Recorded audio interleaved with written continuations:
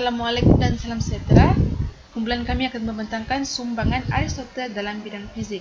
Dan saya selaku pembentang pertama, Mimi Amirah binti Osman BG 1910113 akan mengulas berkenaan dengan latar belakang Aristoteles dan sumbangan Aristoteles yang pertama, iaitu pengenalan 4 unsur utama. Sebelum itu, saya ingin menerangkan apa itu falsafah. Falsafah ialah, menurut Kamus Dewan Bahasa Keempat, falsafah ialah pengetahuan atau penyelidikan yang dianggap sebagai ilmu yang tertinggi dan menjadi dasar-dasar kepada ilmu yang lain. Okey, mari kita berkenalan dengan Aristoteles. Siapakah itu Aristoteles? Aristoteles ialah seorang ahli falsafah yang cukup terkenal pada zaman dahulu dan teori-teori beliau masih lagi digunakan pakai sehingga ke hari ini. Beliau lahir pada 384 SM di Stageria, Yunani, dan pembelajaran awal beliau adalah daripada ayah beliau sendiri, iaitu Nicomacheus, yang merupakan seorang doktor di Raja. Kemudian menginjak ke umur 17 tahun, beliau ingin meneruskan pengajaran beliau dan berpindah ke Athens dan meneruskan pengajian ke Plato Academy dan menjadi anak murid Plato selama 20 tahun. Dan dia mula menjadi ahli falsafah yang cukup terkenal pada ketika itu, dan setelah Plato meninggal dunia, beliau ingin berhijrah ke tempat lain, dan pada masa yang sama Raja Philip kedua mencari seorang guru dan memanggil Aristoteles untuk menjadi guru kepada anaknya, Alexander the Great. Setelah Alexander the Great menjadi raja, Aristoteles kembali ke Athens dan membuka satu komuniti, iaitu Lyceum, dan Lyceum ini masih wujud hingga ke hari ini, di mana penduduknya diberi tawan berbagai jenis bidang sebagai contoh matematik, politik, sains, dan etika. Seterusnya, sumbangan pertama Aristoteles. Antara sumbangan Aristoteles ialah pengenalan terhadap 4 unsur utama: angin, api, air, dan tanah. Angin, api, air, dan tanah. Okey. Beliau dapati bahawa keempat-empat unsur ini mempunyai berkaitan sendiri. Sebagai contoh, apabila unsur itu sejuk dan basah, boleh bertukar kepada udara apabila unsur itu panas dan basah. Dan unsur tanah juga kering dan sejuk boleh bertukar kepada panas dan kering, iaitu api. Juga termasuk pada unsur-unsur lain, tapi kalau kepada api ini dia memerlukan dua kali proses. Okey, seterusnya melalui penghasilan ini, melalui teori ini, beliau berjaya melaksanakan kerja-kerja pemanasan, penyejukan, pelembapan, dan pengeringan. Salam sejahtera saya ucapkan kepada semua. Nama saya Jennifer Gilov. Nombor metrik 191100357. Nombor kad pengenalan saya 991106125806. Saya merupakan pelajar IMS, ingin membentangkan konsep gerak dan kelajuan cahaya sebagai salah satu sumbangan Aristoteles kepada bidang fizik. Saya akan mulakan dengan pembentangan konsep gerak. Aristoteles mendapat ilham dalam konsep gerak apabila beliau sedang memerhatikan objek batu yang disengajakan jatuh ke tanah dan juga batu yang disengajakan jatuh ke dalam permukaan air dan seterusnya ke tanah. Pergerakan kedua-dua batu itu dipengaruhi oleh 4 unsur menurut Aristoteles, di mana batu itu cenderung untuk ke tempat asalnya, iaitu unsur tanah. Pemahaman konsep gerak menurut ahli falsafah Aristoteles jelas sekali tidak tepat atau tidak masuk akal bagi saya. Namun, konsep yang disumbangkan oleh beliau amatlah penting dan telah mendorong kepada konsep atau teori pergerakan yang betul dan dipelajari oleh kaum manusia sehingga kini. Seterusnya, kita akan membentangkan kelajuan cahaya. Walau apa yang kita pelajari mengenai kelajuan cahaya adalah sebenarnya daripada penemuan seorang saintis, Paul Romer. Namun, penemuan itu disokong oleh penemuan definisi kelajuan oleh Galileo Galilei. Namun semua itu pastinya tidak mustahil tanpa pemikiran awal Aristoteles yang juga menyumbangkan dalam penemuan definisi kelajuan cahaya. Pemahaman Aristoteles dalam kelajuan secara umumnya beliau faham bahawa objek atau batu yang lebih berat bergerak jatuh ke tanah atau tempat asalnya lebih laju berbanding objek yang lebih ringan. Berikut merupakan pemahaman Aristotle. Namun pada masa kini, kita telah mempelajari definisi kelajuan cahaya yang tepat, yaitu merupakan jarak dibagi dengan massa, dan kelajuan cahaya dalam vacuum direkodkan sama dengan 299,792,458 meter sesaat.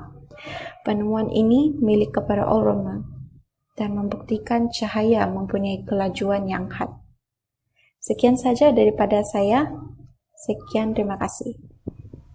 Salam sejahtera, nama saya Wilna Pili William, biji 191110124, dan saya akan membentangkan tentang 4 penyebab menurut Aristotle.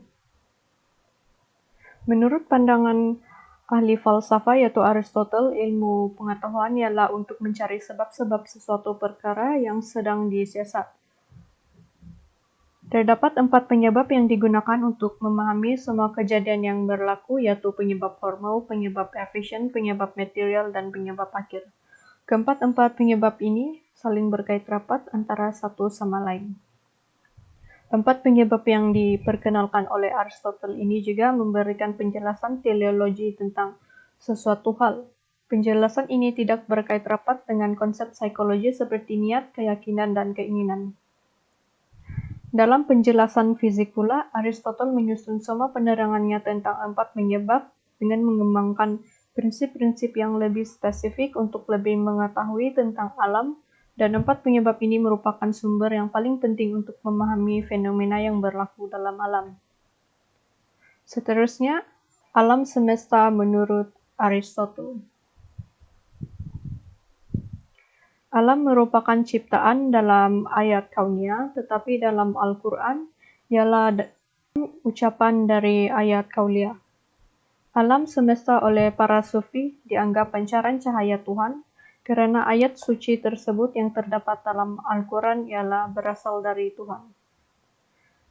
Ajaran ahli falsafah Aion yang pertama boleh dikatakan sebagai falsafah alam kerana mereka selalu memberi tumpuan pada alam dan telah menarik perhatian mereka terhadap kejadian-kejadian yang berlaku dalam alam semesta. Alam juga sentiasa mempunyai perubahan dari masa ke semasa seperti malam berganti siang, air pasang dan surut, bulan terang berganti bulan gelap, musim panas berganti ke musim sejuk, dan banyak lagi. Sejarah juga telah menunjukkan di manakah tercetus sifat-sifat alam semesta melalui sains, agama, dan ahli falsafah. Terdapat teori yang telah dikemukakan oleh Aristotle berkaitan dengan penggerak utama untuk menubuhkan sebuah hierarki bagi menunjukkan pelbagai jenis gerakan yang tidak dapat dilihat dalam alam semesta. Gerakan planet dan bintang yang terdapat dalam alam semesta yang sempurna dan bulat merupakan pengantara antara penggerak utama yang tidak bergerak langsung dan kitar perubahan bumi yang tidak begitu sakata. Tambahan pula terdapat 4 penyebab yang boleh membuatkan kita lebih memahami tentang fenomena yang terjadi di alam, seperti yang saya katakan tadi. Selamat sejahtera, nama saya Elvina Sinswiling, BG 191110199. So, antara sumbangan Aristotle dalam fizik adalah konsep tenaga keupayaan. So, perkataan energi atau tenaga dan dinamis ataupun difahamkan sebagai dinamik boleh disamakan dengan maksud potensi yang diilhamkan oleh Aristotle. Aristotle sendiri menggunakan perkataan ini untuk melambangkan kajian terhadap daya pergerakan dan tindakan daya. So, konsep tenaga keupayaan. Apa ini? So, ini adalah tenaga yang tersimpan dalam suatu objek yang dalam keadaan rehat dan mempunyai altitude tertentu. Contohnya, batu atas bukit. Sehingga kini, pemahaman Aristotle banyak meningkatkan potensi dan prestasi kepada banyak bidang, terutamanya bidang fizik, bidang sukan, bidang kejuruteraan, robotik, dan banyak lagi. So, contoh yang kita boleh berikan adalah sukan angkat berat. Apabila atlet mengangkat barbel dan menempatkan dalam atas kepalanya dengan sokongan kedua-dua tangan, maka tenaga keupayaan akan terhasil. Seterusnya adalah vakum dan kuantum. So, vakum dan kuantum mempunyai udara yang paling rendah dan tidak mempunyai zarah fizikal. Aristotle mempertimbangkan bahawa ciptaan daripada vakum adalah mustahil kerana tidak ada apa-apa ataupun kosong, tidak boleh ada sesuatu. Dengan itu, Aristotle menolak kemungkinan wujudnya vakum.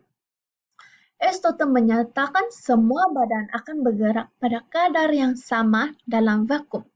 Penerangan Aristotle tentang vakum telah banyak mempengaruhi ahli falsafah, ahli fizik masa lalu sehingga kini dan membuktikan vakum kuantum wujud seperti penemuan Newton dan Albert Einstein. Menurut Aristotle, semua benda akan bergerak pada kadar yang sama dan kita boleh menggunakan eksperimen apabila ditchilling dan bulu burung jatuh pada masa yang sama, selalunya ditchilling akan jatuh dulu baru bulu kan. Tetapi dalam vakum, kedua-dua objek tersebut akan jatuh pada kelajuan yang sama tanpa mengira bentuk dan berat. So, teori Aristotle telah membantu penciptaan teknologi yang canggih dalam banyak bidang seperti bidang perubatan, bidang astrologi, dan banyak lagi. Dan dalam bidang perubatan telah menghasilkan dan mencipta alat radioterapi dan radiosurgery dan banyak lagi. Terima kasih. Selamat sejahtera, nama saya Chong Ji En, BG 1910220. Hari ini saya akan membentangkan konsep gravity yang dicarakan oleh Aristotle. Pada zaman dulu, kebanyakan orang bertanya kenapa objek akan berjatuh di atas lantai. Dan Aristotle memberikan satu konsep, iaitu semua elemen akan bergerak ke tempat asal mereka. Dan tempat asal merupakan satu tempat yang berada di tengah bumi. Elemen-elemen boleh dibahagikan kepada 4 kategori. Yang pertama ialah tanah, seterusnya air, udara dan api. Tanah merupakan elemen yang menduduki di paling bawah kerana dilihat di dalam sungai, tanah merupakan di bawah sungai dan sungai merupakan elemen air. Dan kemudian udara berada di sekeliling kawasan kita dan matahari merupakan elemen api dan berada di atas langit. Dan beliau juga percaya kepada semakin berat sesuatu objek akan mendapatkan kelajuan yang lebih banyak disebabkan keberatannya dan kejatuhan akan lebih cepat berbanding dengan objek yang lebih ringan. Dan eksperimen telah dilakukan oleh Galileo Galilei selepas zaman Aristotle dapat dilihat sebenarnya objek-objek yang mempunyai perbezaan berat akan berjatuh di atas lantai pada masa yang sama. Pernyataan yang diberi oleh Aristotle adalah kurang tepat disebabkan dia tidak mengabaikan geseran yang kewujud di dalam udara kita. Dan kemudian saya akan membentangkan kesimpulan bagi tugasan ini. Konsep pergerakan mengkaitkan kajiannya dalam bidang kosmologi. Kerana kajian kosmologi sentiasa turut membicara sekali pergerakan kosmos. Perkara ini sedikit sebanyak telah mempengaruhi kecenderungan pertikaian konsep dalam pergerakan. Dan kemudian ialah vacuum quantum. Eksperimen elektrik dan medan magnet menjadi kosong pada sempatan dan hanya subset fluktuasi boleh wujud antara Planck dan gelombang. Apabila objek jatuh dan menggunakan pump vacuum juga dapat membuktikan tentang teori vacuum quantum adalah wujud. Vacuum telah memberi bantuan kepada banyak pada masa zaman ini seperti karakter hybrid. Akhirnya, Aristotle menyusun semula penerangan tentang 4 penyebab dengan mengembangkan prinsip-prinsip yang lebih spesifik untuk melebihi kita mengetahui alam, dan 4 penyebab ini merupakan sumber yang paling penting bagi kita untuk memahami alam semesta kita. Terima kasih.